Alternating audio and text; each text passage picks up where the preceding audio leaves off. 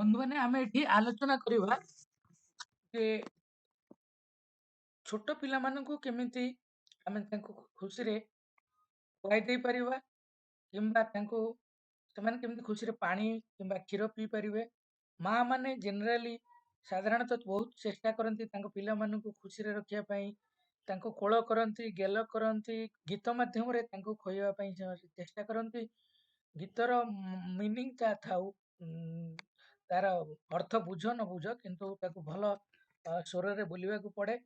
ତେଣୁ ଏଇ ଯୋଉ ଆଲୋଚନା କରିବା ଗୀତଟି ଯେତେବେଳେ ପିଲାମାନଙ୍କୁ ଆମେ ପାଣି ପିଆଉ ବା କ୍ଷୀର ପିଆଉ ଏଇଟା ବୋଲାଯାଏ।